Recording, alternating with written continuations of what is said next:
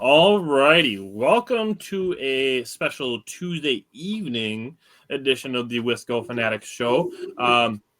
You might have seen in the episode description for today, we are doing this on Tuesday evening because the Brewers are scheduled to play at 4:08 tomorrow afternoon, and normally our Wednesday shows start at 4 o'clock. So we're like, all right, we got to figure out how to talk about this without having to wait, until maybe Thursday when Game 3 happens, and then Game 4 happens on Thursday.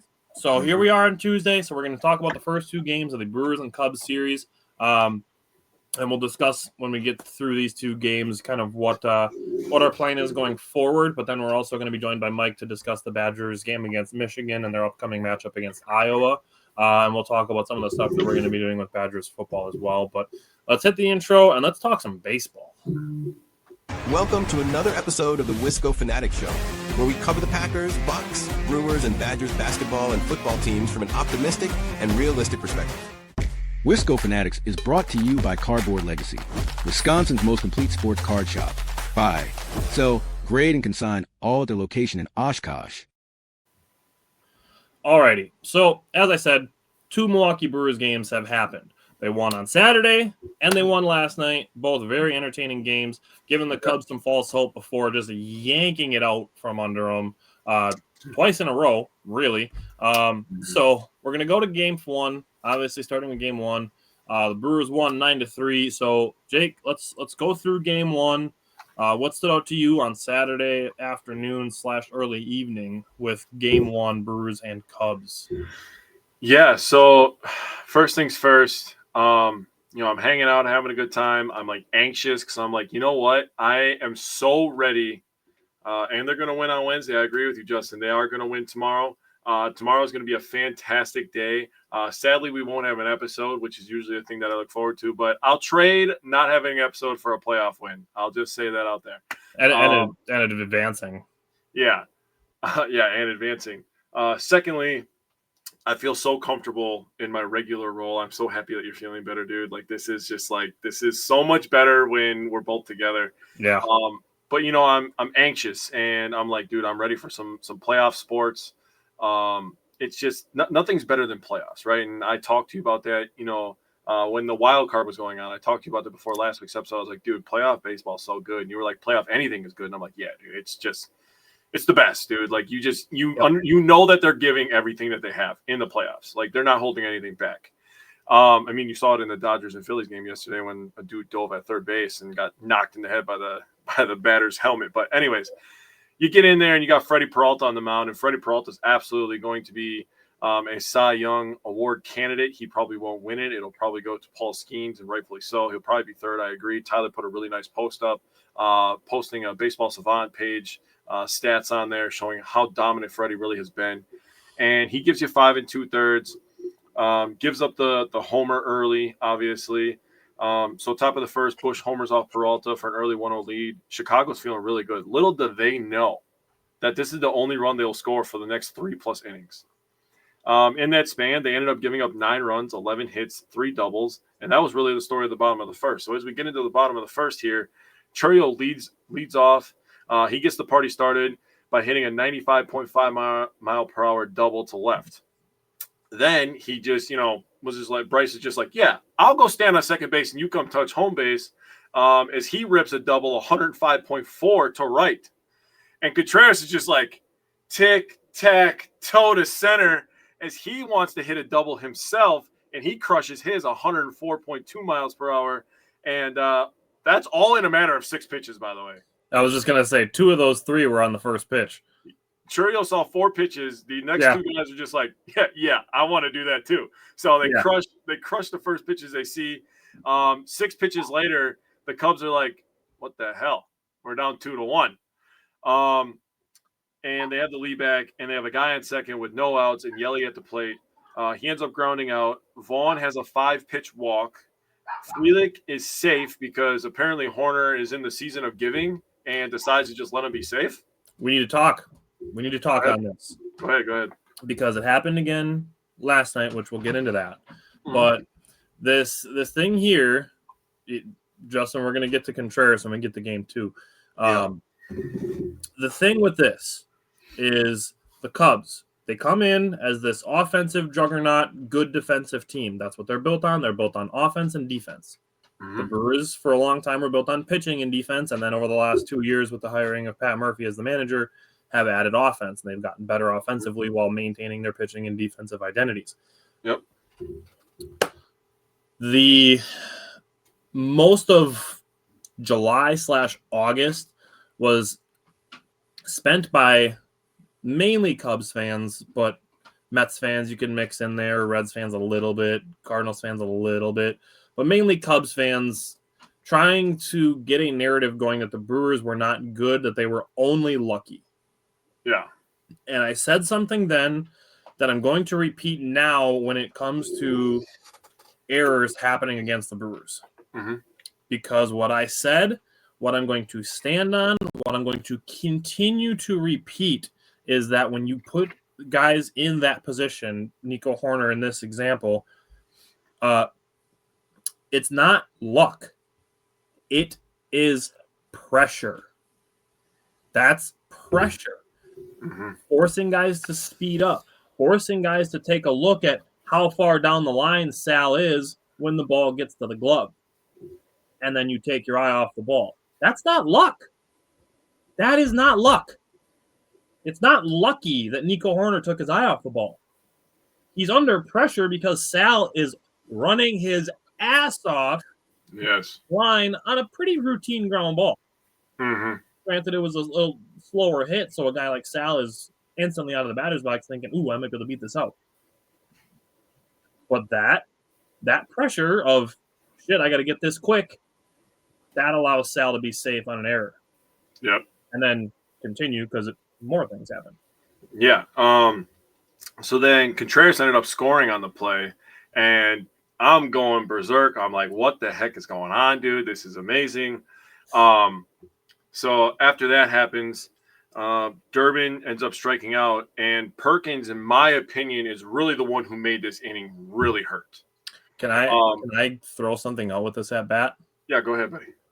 I would say, obviously, being in the playoffs gives it a little extra oomph and a little bit of bias. But I think that was one of the at-bats of the year. Oh, yeah, dude. An 11-pitch at-bat ties the longest at-bat in Brewers playoff history with Jesus Aguilar, going back as far as pitch tracking goes, which started in 2000. Wow, I did not know that part, so I love that. Got you. Like you said, it was an 11-pitch at-bat. He fouled off 5 pitches during the at-bat, and he fouled off 4 straight before he finally connected on a single that scores Vaughn. And after that, the Cubs fans, the Cubs team, they're feeling it. You know, you could see it in their face. They're feeling the pressure. They're looking rattled.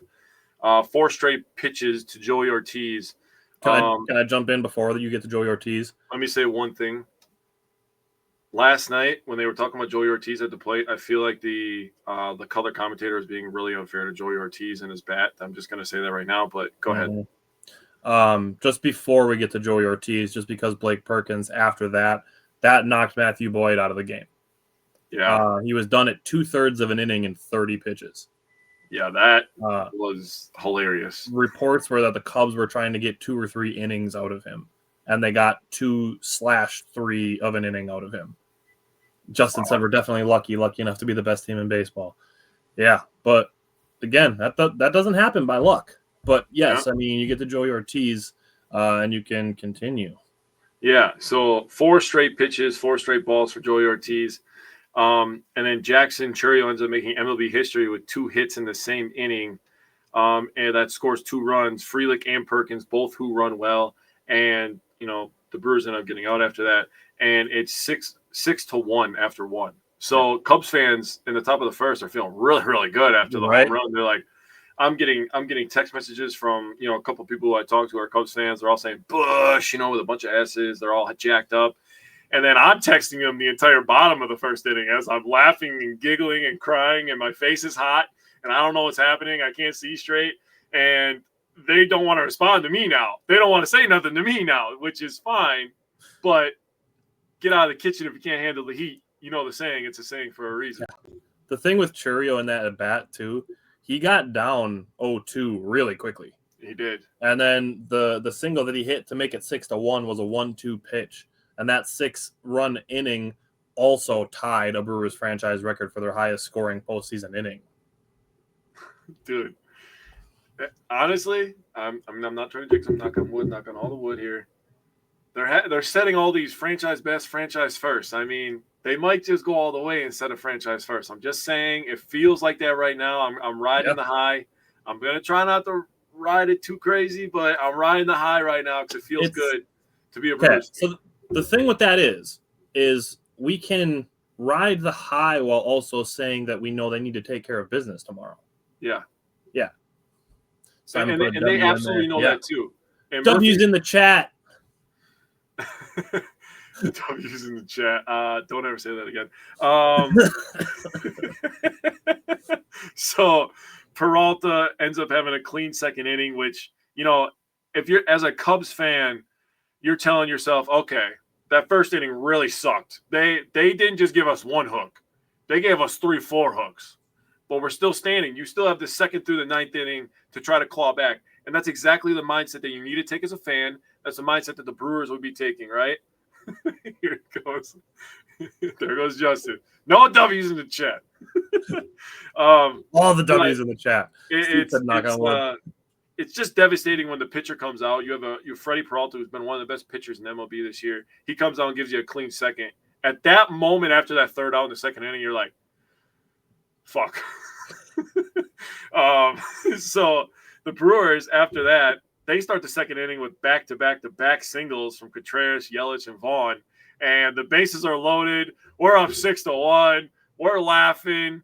It's a great time. Frelick ends up lining out, and then Durbin gets an RBI single. He's so jacked up. I feel so good for Durbin. A guy who, kind of was a little bit disrespected, I feel like, in the trade. I feel the same way about Joey Ortiz. They're kind of just throw-ins in the trades that we did with the two AL East teams.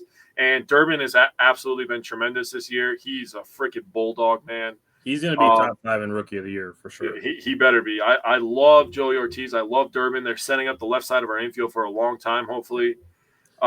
With that single in the second inning for Caleb Durbin, at that point already, every player had reached base for the Brewers.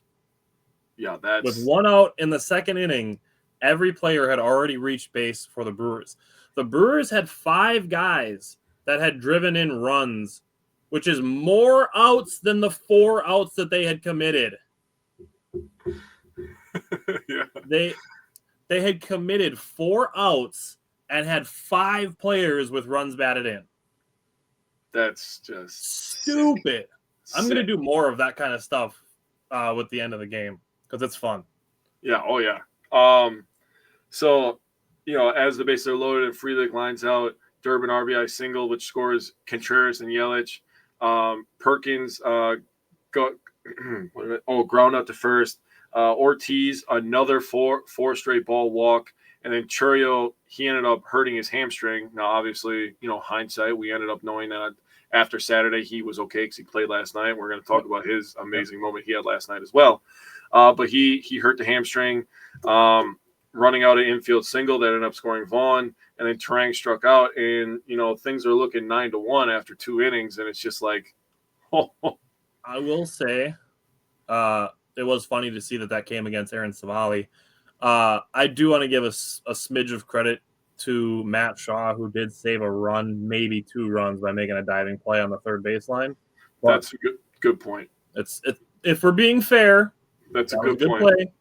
I mean, it kept it from being 11-1, but Yeah.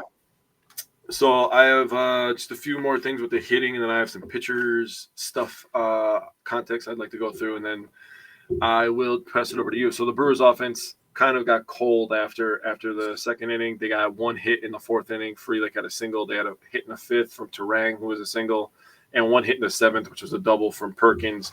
But they went pretty quiet after that. Back to the pitching real quick. Peralta he threw 95 pitches for his 5 2/3, 13 to 24 batters that he faced. He had a first pitch strike, so getting ahead. I'd like it a little bit more, but he has stuff to fight back, right? Yeah. Ashby, he threw 16 pitches, 11 of them for strikes. He got ahead on 1 of 4 people. Koenig threw 17 pitches, 13 strikes. So they're filling up the strike zone, which is something that I want to see. Mears, psychopath Mears, just screaming his face off. Love that, dude, because I get into that emotional shit, man. 20 pitches for him, 15 of them were strikes.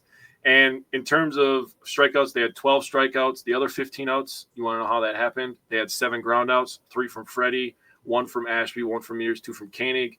And they had 8 flyouts, 5 from Freddie, 2 from Ashby, and 1 from Koenig. Freddie Peralta also had 14 swings and misses, which is impressive. Ashby had 4 of the 5 fastest pitch speeds of the game. The other one was Jared Koenig at 99 miles an hour. Ashby also threw pitches 98.9, 99, which tied with Koenig, 99.1, 99.6. So he's almost gassing it up there at 100 miles an hour, what the goggles do, which is crazy.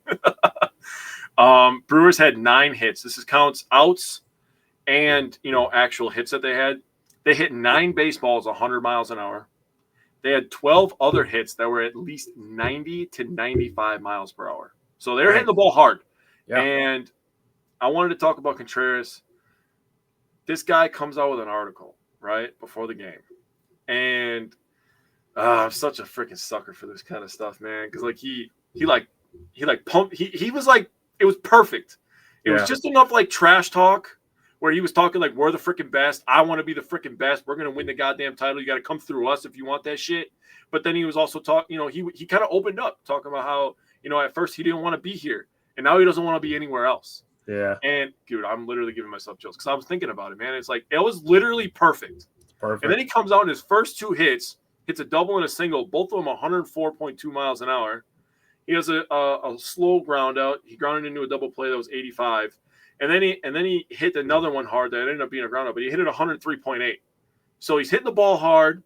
He's leading by example. And, dude, we're going to talk about a celebration pretty soon here after you talk about game 1 because call me up, boy. You mentioned the hard hit balls. I did total up the 2 for the 2 teams. The Cubs had 8. The Brewers had 18. Yeah. The thing with the first 2 innings, the Brewers had sent 20 batters to the plate in the first 2 innings. 20. God damn. There's 27 outs in a baseball game, by the way, so everybody knows for context. Yeah. Last 2 things, 3 things. Sorry. 1, the Brewers didn't have to use Trevor McGill or Abner Uribe. Yeah. On Saturday. So those guys both got plenty of rest. Yep. The Brewers had 9 runs before the Cubs had 9 at-bats. Oh. That's embarrassing. That is embarrassing. Freddie Peralta struck out more Cubs, 9, than the Brewers had total, 8. Oh. Don't do it to him, Tyler. Damn. Game 1 was a lot of fun. Damn. And, going into game 2 last night, annoying that it started at 8 o'clock. I could have done with a 7 o'clock start. That would have been nice. But it is what it is. We stay up late and we watch playoffs. Yeah, we do. The Cubs, they start with another first-inning home run. And the thing with Saturday is Freddie Peralta allowed a solo home run. It is what it is. There's no traffic on. It doesn't hurt as bad as when you allow a 3-run home run by allowing a couple base runners before that.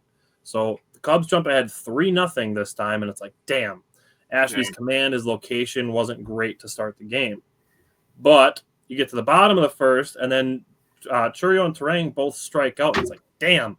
I was really hoping we'd be able to, kind of get some runs back, maybe put up a big inning and, not let the Cubs settle in and get confident with their first 3-run inning. But William Contreras and Christian Yelich follow with 2-out singles like they do. And you get Andrew Vaughn to the plate. And I literally took my phone, turned it over so that I don't get anything from Twitter. I don't want to see anything like, Andrew Vaughn coming to the plate at the big moment. Like, I don't want anything spoiled for me. Turn my phone over, and I'm just watching, and I'm just sitting there watching Andrew Vaughn, and I'm just like, erase it. Erase it. Erase it. And he fouls a couple pitches off. And then on a 3-2 pitch, the 7th pitch of the at-bat, he hits a moonshot. And I'm like, damn, he hit it too high. I can see Hap kind of drifting. It looks like he's jogging. He keeps jogging, and he keeps jogging, and he's still staring up the entire time. Like, I think Jeff Levering said it on the radio call, but it's like, I can't believe it didn't hit the roof Prince Fielder style. It ends up in the second deck. And it's like, and I'm just like you. I'm just laughing. Like, I'm trying to stifle laughter as my kids are like laying down in bed, not asleep yet. But I'm trying to stifle laughter, still getting over the cold that I've had for a week and a half. And I'm just like laughing, coughing, giggling, like just having a grand old time. Like, there's no way that this just happened. That Andrew Vaughn gets to be the guy to hit the tying home run in the bottom of the first inning. We are one inning into this game, and it's already like, holy shit, we've already been through a roller coaster. We're one inning into this game. We have like 2.5 hours to go. Right. So, the top of the second, strike zone, awful. Absolutely awful. And we made a post about it, and I think the funniest thing is Cubs fans coming to our post about it after the game and being like, you won, why are you complaining? It's like, made this complaint in the second inning when this game was tied 3-3. Yeah. Like, this, it cannot happen. This is a playoff game. You cannot be calling blatant strikes balls. Agreed. Cannot happen in a playoff game. Like, we have advocated since like the summer of 2023 for the AAA challenge rule that's finally coming to Major League Baseball next year. We've been pretty strong advocates for it. Yep. We don't need to go, full robo umps, but the challenge rule that should have been implemented last year already. I agree with that. But we get to that point, and I think Ashby's command improved. He was getting the fastball on the top of the strike zone, not getting the calls. And I'm like, you know what? If he's not given the high strike, fine. As long as Imanaga doesn't get the high strike, it is what it is. And then we get to the bottom of the second inning, and Imanaga is getting the high strike, and I'm like trying to fight profanity because, like, if there's anything that bothers me when it comes to officiating, it's inconsistency. Yeah, I think If you're going to let stuff go, let it go for both. If you're going to call it tight for both. In any sport. Yep. Any sport, any strike zone, any points of emphasis. If you're going to call it tight for both. If you're going to call it loose for both. Just be consistent and make it so that everybody's, feeling like they're on a level playing field. Not that the Brewers are feeling like they have to throw the ball 4 inches lower to get the same strike calls. That's the shit that bothers me. Mm-hmm. Steve said, I was at last night's game, and when King Vaughn hit that 3 home run, I thought in my mind they have a never say die attitude. Great game. Go Brewers, never say die. And like I said, that was only the first inning. We are 11% done with the game at this point. We still got 89% of this game to go yet. But it didn't lead to any damage. The Cubs did send 2 extra guys to the plate. But like I said, didn't lead to any extra damage. You get to the top of the third inning, and I just want to give Pat Murphy some credit. I'm going to hold off on some of the other stuff until we get through the entire game. But I like putting Mizorowski in that spot. So you get to the top of the third inning where if Mizorowski's good, you can leave him in. Mm-hmm. If he struggles, you still have Quintana and Priester in the bullpen available to back him up. Now, I know I'm going to talk about Priester when we get to the end of the game, but I'm going to save it for the end because it's part of the going forward part of this. With that, we got Kyle Tucker to strike out, then threw 6 straight balls, did come back to strike out Happ on a full count, got through the inning, and we get to the bottom of the third inning. And again, this all happened with 2 outs again, just like the home run and the 2 hits before it. William Contreras destroyed a middle-in fastball.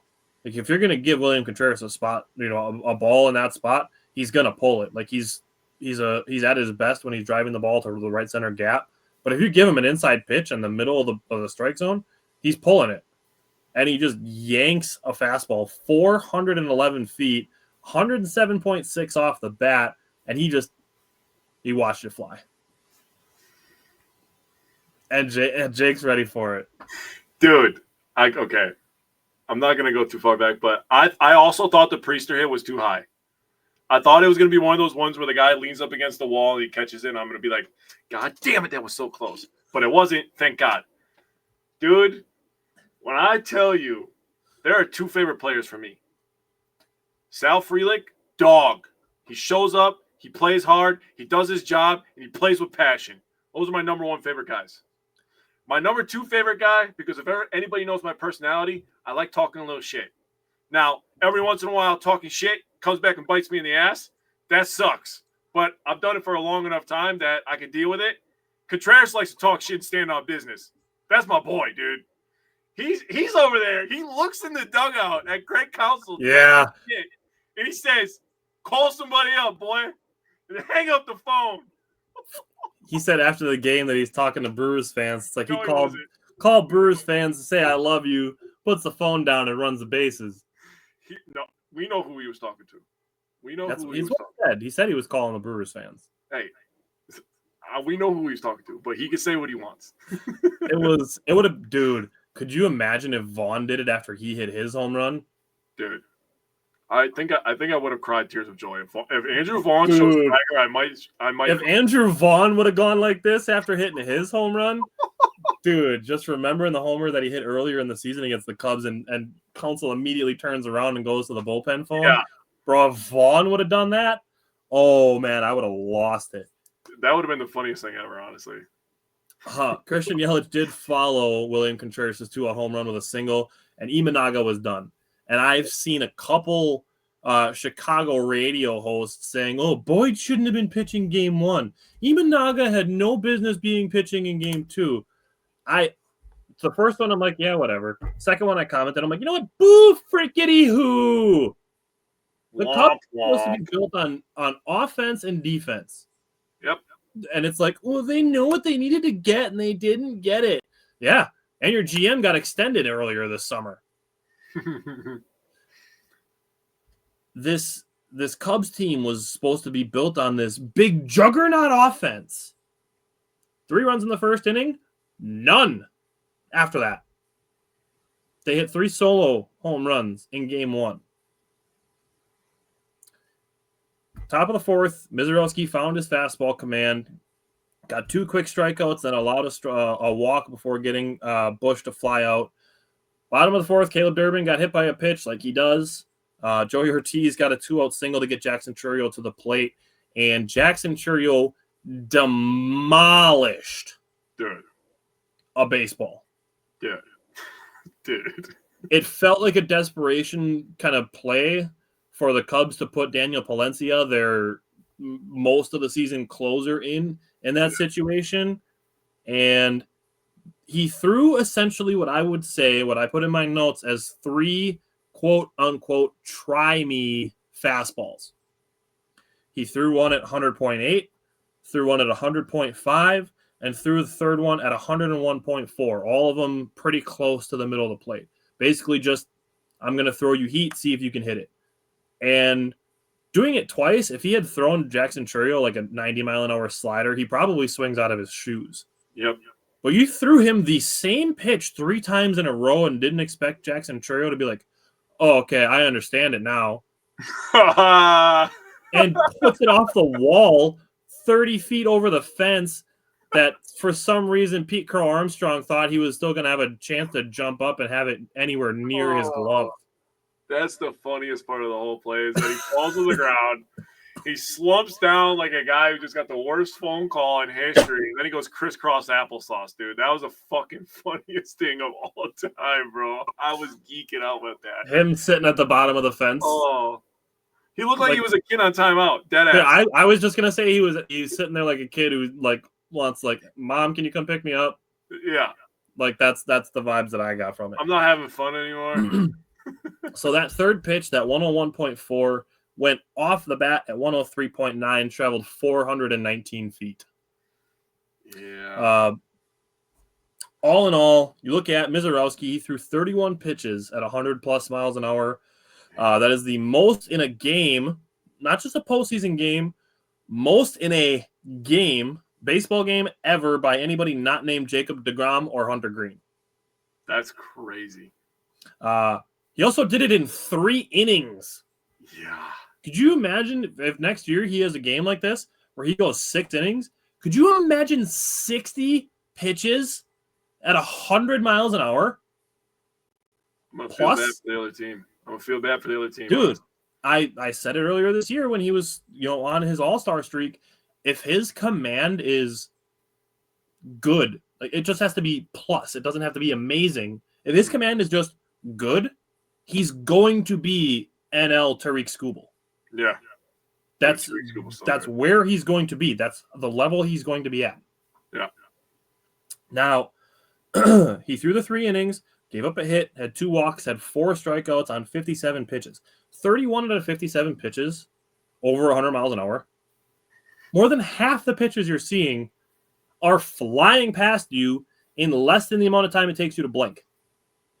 And the thing is, I saw this from Pitching Ninja.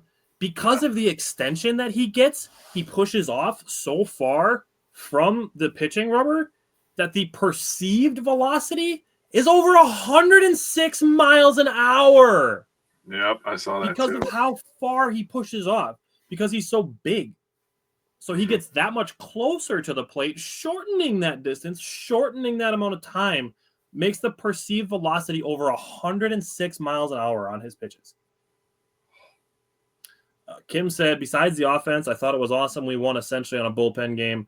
I am going to say something with this game for what the plan was after I let Jake give his roundup on the game. Following Jacob Mizorowski, Chad Patrick followed for an 11-pitch, 1-2-3 6th inning. Koenig pitched the 7th, started the 8th for Kyle Tucker just to get the lefty-lefty matchup. Got him to pop out. Trevor McGill came in. You said it was an interesting spot. I don't know if you want to elaborate on your thoughts at all, and I'll say what I said to you when I thought about it. Yeah, I thought they were going to have McGill go in the 9th, and they were going to save Uribe again. I thought they were going to let Koenig finish the rest of that inning. So I was like, oh, interesting. But I guess breaking it down when you take a step back, like you said, the lefty-lefty matchup, and then, you let McGill come in, get some playoff reps. And, he said before the playoffs, too, he said, whatever role they want me to play, I'm ready to go. We're all ready to go. And that's exactly what he did. Clean inning. Clean two-thirds inning for him. Yeah. So my thought was he had one outing when he came back from the injured list. He had one outing. He pitched the Sunday game against the Reds.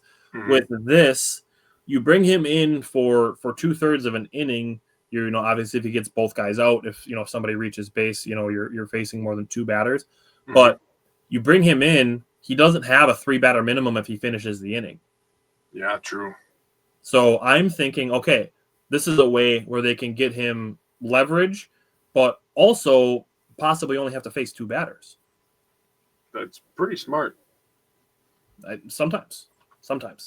Pretty smart. So that was my thought with Trevor McGill, bringing him in for the last 2 outs of the 8th inning. He got 2 flyouts.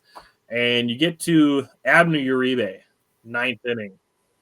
3 up, 3 down, all strikeouts, all on the slider. That dude has so much swag. He's going to be the Brewers closer for 6 years after Trevor McGill decides that he wants to move on, or, if they just say, you know what, Abner's so good, we can't keep him out of the 9th inning. He needs to be in the highest leverage, or they make him co-closers. I don't care. Abner Uribe, I would say, is probably top 2 or 3 in, if we're talking guys who have the most swagger or whatever you want to call on the team. He might be number 1. Dude, the whole celebration, bro, like the gun, the blow it off, the put it in the holster, the roll the dice on it, that is filth, dude. So I have some game whole thoughts, but I want to let you give any takeaways that you had that I didn't mention before talking about a couple of things on the game as a whole, and then kind of where the Brewers go from here. Yeah, so covering the home runs, you did a tremendous job on that. You let me add in, some of the funny moments that I was laughing at.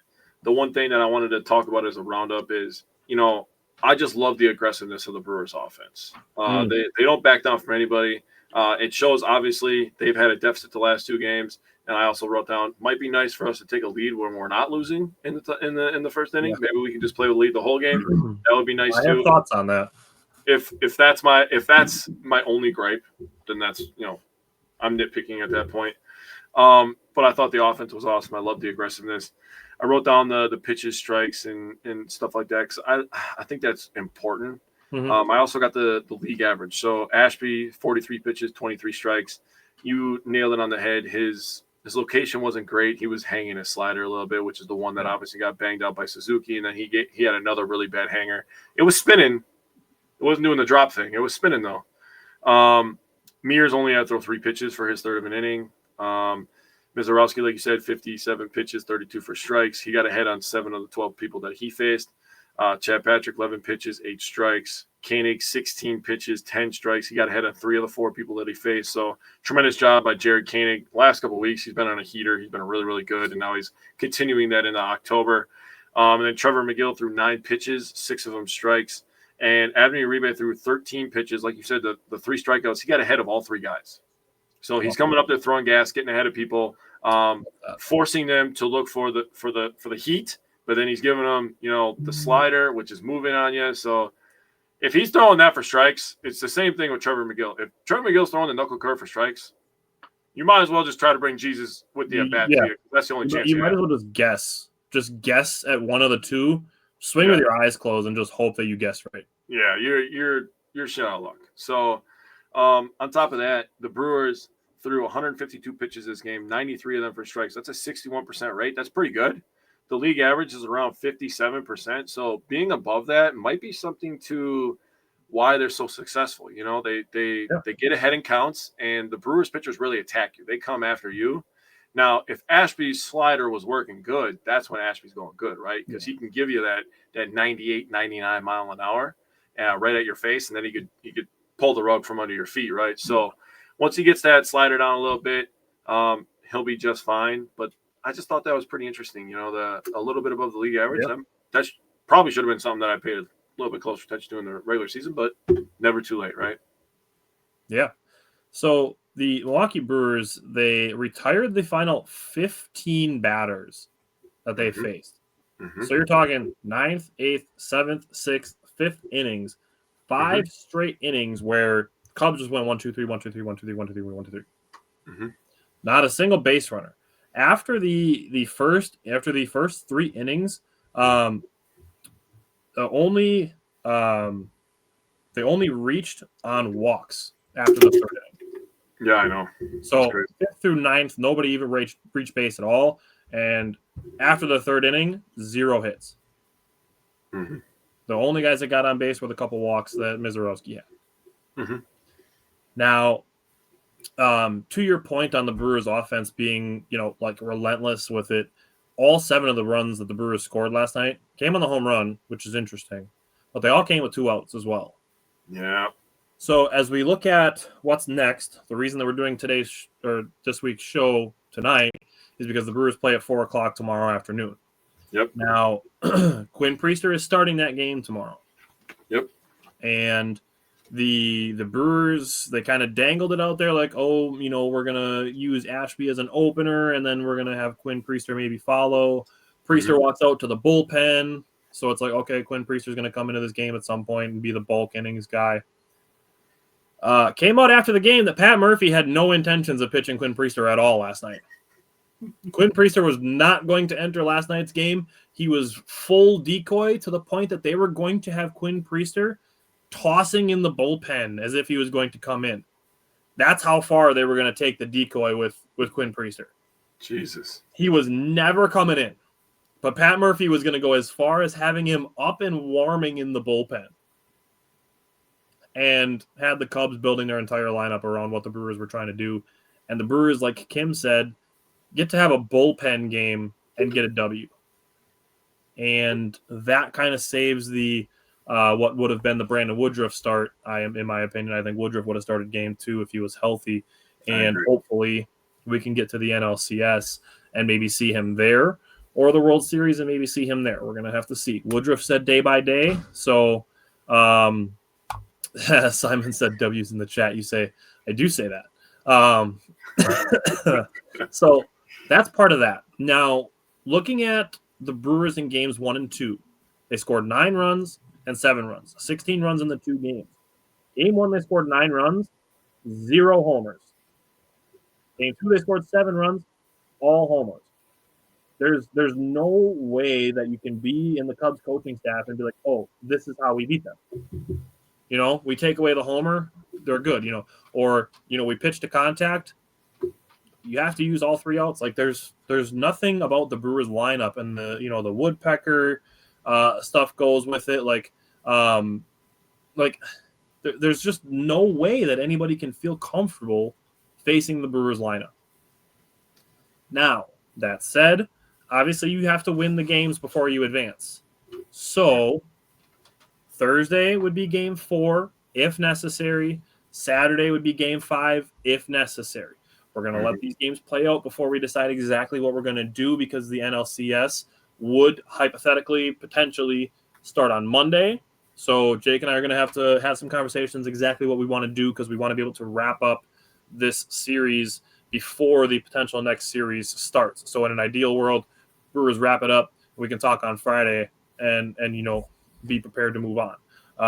Hopefully the Dodgers and the Phillies can beat each other up a little bit in the meantime, although Dodgers kind of have a stranglehold on that series as well.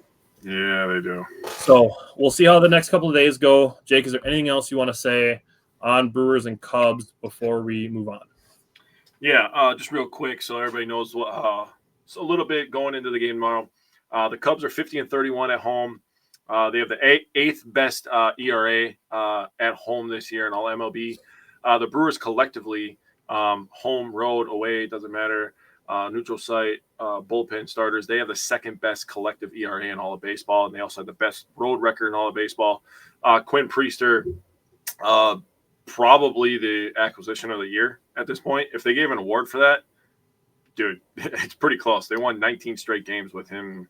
That's valid. I was like, so in my mind, I'm just like, oh, it's Andrew Vaughn. And then I'm like, what it comes down to is Matt Arnold's going to win Executive of the Year again. Yeah, he's going to win Executive of the Year. Murphy's going to win, Manager of the Year. Yep. Hopefully we're winning a World Series title. But all in all, we got one of our best pitchers on the mound from the regular season. We still have an amazing defense, and it's probably going to be some fallish weather in Chicago tomorrow. I haven't looked at the weather for Chicago, but the ball might not be flying out of the ballpark, but that actually benefits the Brewers in a lot of ways. And you're just going to put in a guy who puts the ball on the ground anyways.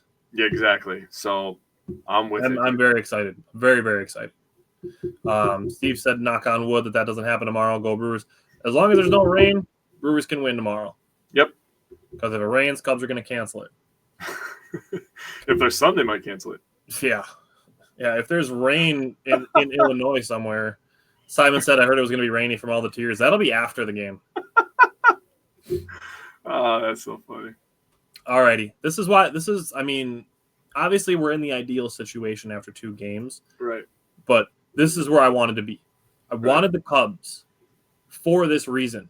So that Cubs fans had no, you didn't have to face us. That's why I wanted the Cubs. Same. So, and I'll be this guy. You take the fandom out of it. Having a division rivalry happening in the playoffs for the first time ever, it's good for the sport also. Hell yeah, it is. It's just extra fun that the Brewers are whooping that ass. Yeah. Yeah, Steve said the same. All right. So we're going to bring Mike in. We're going to switch to Badger football. And as we do, I'm going to kind of give the layout, the plan, the discussion points. So what we're doing, we discussed it. We didn't want to completely cut our Badger football coverage. We didn't want to do that because it's still a big thing as far as Wisco Fanatics is concerned. We're not going to not watch the games just because we don't necessarily love the performance that we're at. But we are also in a position where obviously we're doing this show on a Tuesday night instead of a Wednesday afternoon because the Brewers are in the playoffs, potentially looking at a deep run. The Bucks start soon. Steve said, welcome in, Mike. What up, Steve? The Bucks start soon. The Packers are going right now. We're actually going to have our Packers show at 8 o'clock tonight like we normally do. So that's going to start in about 45 minutes from now. So what we're doing is we are kind of abbreviating our Badgers football coverage. And why we are doing this is because we all have full-time jobs. and we, as our show, feel that our time would be better spent to increase the quality of our Badgers basketball content, because the reality is more people are going to be caring about the Badgers basketball program than they do about the Badgers football program 3 weeks from now. Listen, man, we're here for the attention, and the attention's going to be on basketball and the University of Wisconsin in a few weeks. So it is what it is. We're still going to watch the games, but it's going to be a rough October. So essentially what we're doing is we're just abbreviating our coverage to, we still have the same topics, but we're essentially limiting it to one big takeaway from our topics in the recaps, and then one goal for the topics for the preview. So again, we're not cutting the coverage, we're just abbreviating it so that we are able to devote more time and attention to the more attention getting, the more attention, deserving teams that we have going right now. Obviously, if Badger football, kind of rebounds, we're obviously going to still keep up the news. Mike is still on top of recruiting, stuff like that. Mm-hmm. Like we're not, like I said, we're not cutting the coverage. We're just kind of abbreviating it. Again, we have full-time jobs and stuff like that. If we did the show for a living, nothing would change. But the realistic aspect of this is that we need to devote our attention, our effort to where the attention is. And it's going to be on Badgers basketball, on the Brewers, on the Packers, on the Bucks. Mm-hmm. So with that said, let's start with the offensive line. Jake, what was your big takeaway from the offensive line against Michigan? Yeah, so finally, I wrote finally in all capital letters, it looks like they have something to build on up front. They looked, it looked pretty good. They looked solid. I'm drawing a blank on what the word I'm trying to think of.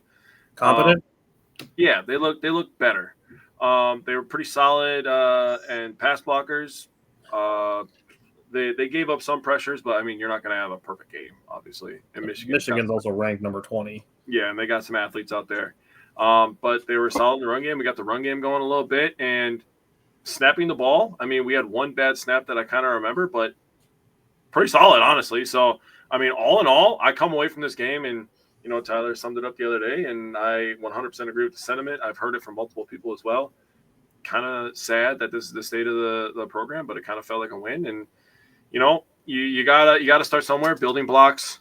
They don't have to be gigantic building blocks. Whatever your building blocks are, that's where you got to build. And right now, this is the building block that they've been handed. And the offensive line looked all right on Saturday, I thought. Yeah. So, Mike, what was your big takeaway with the run game? I wrote down two things. Number one, we have a pulse. I literally wrote that down for words. No, I thought that first drive was just that first drive was what Wisconsin football has been for like pre-Phil Longo era. Like that was big boy football. The quarterback made the perfect throws at the right times. Good, easy throws. Hunter Simmons, the Vinny, Tretch, I think, had a catch in that. No, he had not in that drive, but Lance Mason, Vinny Anthony, in that drive. A lot of guys got involved in that first drive, like everybody. I called out the offensive line too, Emerson Mandel specifically on that first drive when they ran over to the right side multiple times. He was just pushing dudes back. So, we have a pulse. That's what I will say. Hopefully we can carry that and bring a more consistent, make it more consistent as we go forward here. But, considering where we are now, it was very nice to see that first drive that there's a pulse with this offense. It's going to take a little bit of time, I think, obviously, to build off of that, to put it all together for 4 quarters. But it was just good to see, like, holy shit, this is what we are, right? That's kind of the vision, I think. That first drive is kind of the vision of the offense, which looks nice. Yeah. So, no, it was good runs. Dylan Jones had a couple good runs. Darion Dupree, maybe a few. And the other thing I wanted to mention this, I feel bad for Yak because he only had 1 carry, and it was for that one Wildcat play that it was for -1 yard. And just looking at it now, I can the last couple games, he just hasn't gotten many looks. So I just feel bad for him. I just want to call that out real quick because you know how much we've all talked about him being involved and whatnot. So I don't know. I just want to throw that out there too. feel like part of it's kind of just a product of just trying to get things working before you're adding mouths to feed. Yeah. As far as the pass game goes, the big thing is Hunter Simmons. Hunter Simmons started this game, and part of it was just they wanted to see somebody else in the offense. Also, Hunter Simmons took a lot of the first team reps during the week because Danny O'Neal was kind of banged up. So we saw Hunter Simmons towards the end of the Maryland game as well. But looking at it, he was 3 for 3 on the first drive. That drive ended in a touchdown. Connected on one deep ball. The next deep ball that he threw ended up being intercepted and probably should have been flagged for pass interference, but they'll call him for Michigan, but not for Wisconsin. So it is what it is. Like Jake said, it's one of those things where it's like, unfortunately, a 24-10 loss does feel like a win because we didn't lose by 30 or 40, especially on the road. But my two things were both on 3rd and 5s. So the first thing was Danny O'Neal came in for the first 3rd and 5. Jake and I said the same thing to each other in the group chat that we have with the three of us on the Badgers. Danny O'Neal has shown some good rushing ability. Mm-hmm. So you can bring Danny O'Neal in, and he gives you another running threat. I trust him in those RPO situations. And the other 3rd and 5 was if you're going to be running short comeback routes, like towards the sidelines, the ball has to be out way sooner. It cannot be the ball cannot be coming out when the receiver is getting to the spot that he's coming back to. Yeah. It needs to be out when he's first starting his turnaround to come back. Because when you throw that ball after the route has already been turned around, you're late. All the DB has to do is jump in front of it. That's an easy pass to break up because it's a long throw going horizontally across the field. So if you're going to be running those short comeback routes on the sideline, the ball needs to be out way sooner if you're Hunter Simmons. Yep. So, Jake, what was your big takeaway from the defensive line? Yeah, so I always talk about point of attack, and I love the point of attack from the D-line. They kind of got pushed around the last couple of weeks, especially in the run game. I thought they played the run really, really well. Outside of a few runs where things kind of got mudded up, and Michigan had some good offensive line, so I'm just going to give credit to them as well. They do a good job at double teaming and working their way up to the linebackers. But, the big boys up front, it looked like another game where adding a bunch of 300-pounders actually mattered. This run defense is something to write home about. It's been very good, much improved from last year. So point of attack and gap responsibility for the D-line was much better. They should have had a couple sacks. There's very few quarterbacks who are that big, that athletic, who are going to be able to run and break tackles with strength and elusiveness that you're not going to face those guys every single week. Now, there are a few more out there in college than there are in the NFL because college is a little bit more even playing field, I feel like, especially, for D1 athletes. But they could have had a couple sacks this game. If you keep your rush lanes and give that same effort versus Iowa, it's going to go a very long way towards what maybe could turn into a W, I think, this week if they build on things that they did last week. They set the foundation last week for what this team could look like, offensive line, defensive line. Give that same effort, and you could turn out a W on homecoming. Plus, Mikey's got a fresh fade, so he's ready for the dub. You notice that? Damn, man. Bro, that's 6 p.m. That was at 6 p.m. I've been noticing everything, my boy. I'm like that. All right. For me with the linebackers, the way I saw it, Jake talked about the running defense being better. I think the Badgers played a bunch of 2 linebacker sets, and I think it hurt the run defense. Made for a huge gain that set up Michigan's first touchdown. They had 2 linebackers on the field when Justice Haynes busted that huge, it was like a 45-yard run. That set up a touchdown like 2 plays later. With Tackett Curtis and Christian Allegro playing well versus the run, to me, I saw those 2 around the ball closer to the line of scrimmage way more when the Badgers went into single high safety. And I just wanted to give Mike Trussell credit for making that adjustment by taking a safety off the field, still keeping an extra corner in coverage, but also allowing to still have 3 linebackers on the field. I think that was a great adjustment by Mike Trussell. So, Mike, what was your big takeaway from the secondary? I mean, I'll just start off real quick by saying I think this defense played well enough to win this game.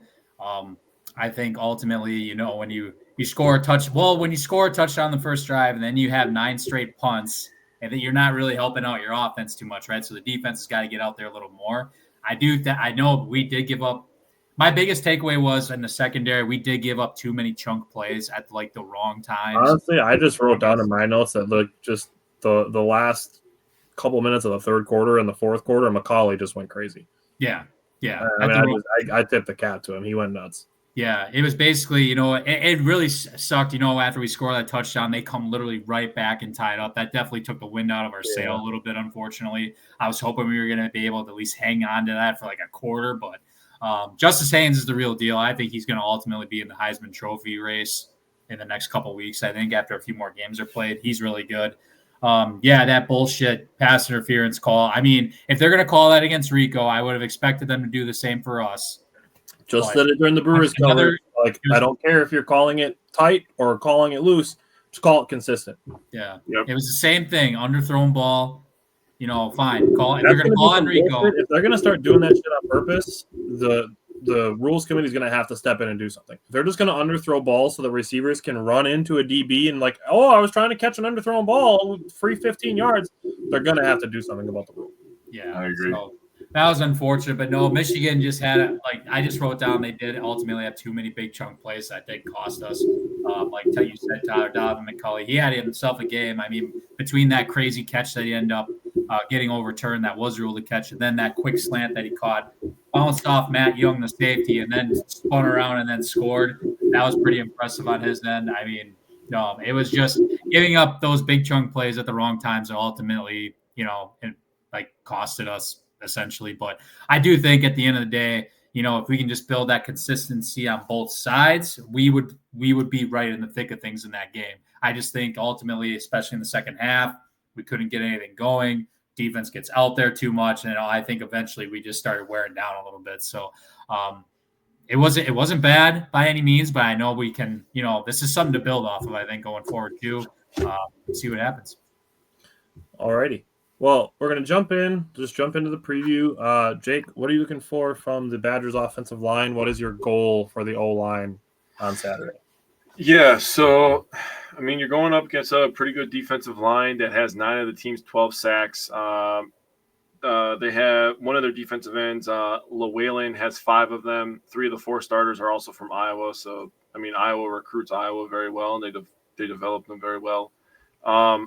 I think my goal for the offensive line is to not give up don't give up a big momentum sack, and I want them to have 2 rushing touchdowns this week. All right, Mike, what's your goal for the run game? Mine's pretty simple. It's just look for more consistency, man. How can we build off of that first drive from last week? Let's get 2 of those even this week. And 2 of those drives will be good enough to win this game probably. It might be. Yeah. So if we can just build off of that, because the thing is, I was rushing defense. Now they're coming into this week. We got bumped down to 3, 4, 5, 6, 7th overall in the country after Michigan's game. To give you some perspective, Iowa is the number 4 rush defense in the country. So they're at 66.2 yards per game. We're still going to try to run the ball though. Make no mistake about it. It might feel like we're going to run into a wall again, but the only way we're going to get better is if we want this to be our identifier, so to speak, we have to try and consistently run the ball. And we'll see what happens. But build up some consistency going in this week. Like I said, it might only take 2 of those drives, I think, to get this game done. Anyway, and I firmly do actually believe that. So hopefully, we can get that going. So I do agree with you on that subject. I mean, I'm looking at it from the passing game perspective. Iowa is number 42 in passing yards at 197.5 per game. I've been advocating for 25 plus pass attempts for the past few weeks. This game, I do feel like I lean a little bit more balanced. You're talking about a team that is one of the best run defense in the country, and now I'm saying to pass the ball less and run the ball more. But part of it has to be keeping the defense honest. You can't just be like, oh, the run defense is good, so we're just going to pass all game, let them drop 7 guys into coverage, and then go nowhere. So, yes, it's going to be one of those – it's going to be an ugly game. Very well may be a low-scoring game. Very well could be a game that both teams fail to reach 20 points. Both teams could fail to reach 14 points. But you have to have those short runs, and we've talked about this on our Packers shows at times. When it comes to football, you have to just accept that some of your runs are going to gain 1 yard, 2 yards, 0 yards, minus a yard. But you have to at least keep the defense honest so they can't just go, okay, they've abandoned the run. Now we can drop everybody into coverage and then just make things easy for them. Yep. So this is going to be kind of one of those games. So, Jake, what is your goal for the defensive line? Yeah, you're going up against a Iowa offense that is run first. That is who Iowa is. They're not going to run away from it. They are very much like looking in a mirror where if you're the Wisconsin Badgers. They build their program the same way that Wisconsin does. They're a little bit better at recruiting their in-state guys, I'll say that. But run first offense, they have 4 guys over 150 yards. Both the starters are averaging over 5 yards per carry. Patterson, who has a couple more carries than Williams. Patterson is averaging 5.8 yards per carry, and Williams is averaging 7.2. You have to contain them to have a chance in this game. So gap responsibility. My goal, hold Iowa under 150 total rush yards. Ooh, I like that one. That would be amazing and a big step towards a W this week. Mm-hmm. So Iowa passes the ball even less than Wisconsin. It's like a 0.2% difference in pass attempts per game. But like I mentioned with the Michigan game, my goal is going to be playing more single high safety to keep that extra linebacker on the field to focus on Patterson, Williams, like Jake said, and Kamari Moulton. They really do have a committee backfield. So in my mind, it is playing to Iowa and like just at least early in the game until Iowa can make an offensive adjustment or show you that they're capable of doing so, essentially selling out to stop the run. Yep. Mike, what's your goal for the secondary? It's going to be interesting because Gronowski, Iowa's quarterback, is questionable this week. He did have a non-contact injury against Indiana, so I am monitoring that a little bit. So I think that's going to go into their game plan a little bit. I know they really don't pass. Like Tyler said, they don't pass. They pass a little less than us. But I'm going to harp on this until we actually get one. I need a turnover from the secondary. I don't care if it's on a safety blitz or cornerback blitz and force a fumble or one of these corners. I feel like he hits hard. Yeah, I need a turnover, boys. We haven't had one since I don't think we didn't get one against Bama. We didn't get one against Michigan. We haven't had one since Middle Tennessee. If we didn't get one that game, it was Miami, Ohio. I'm pretty sure. So I think this is more so of a whole defense perspective, I guess, not just a secondary. Yeah. We need to win the turnover battle. This Iowa game would be perfect to do that because that could be 3 points difference. That could win us the game in a situation like this. So we got to win the turnover battle. And I hope maybe somebody from the secondary can make a play. Not, I'll take it from anywhere though. So but no, let's get a turnover. We got an interception versus Middle Tennessee State. That's the last time we had a turnover. So 3 straight games without a turnover. I went to look that up real quick. Yep. Alrighty. So again, we are kind of just abbreviating our Badgers football coverage. Again, it's not that we don't care about it. It's just that, like I said, we want to make sure we're devoting the deserved attention that the other teams that we cover deserve until we can get to a point where we can dedicate all the time that we have to this show, which we would love to do. But we want to make sure that the attention is going where it needs to be to keep the quality at the highest level that we can for those teams that are going to be drawing the more attention. So, Mike, thanks for hopping on with us on a Tuesday evening. We'll see you back probably next Wednesday, unless the Brewers are playing next Wednesday, but we'll see with that. And again, thanks everybody for tuning in, and be sure to tune us in again in about another 25 minutes, and we will see you for our Packers coverage. So you get a double dip of Wisco Fanatics on this Tuesday evening. So we will see everybody in about 20 minutes, and thanks again for jumping in. Also, take the under. The under is 36.5. Take the under. Take the under. There's no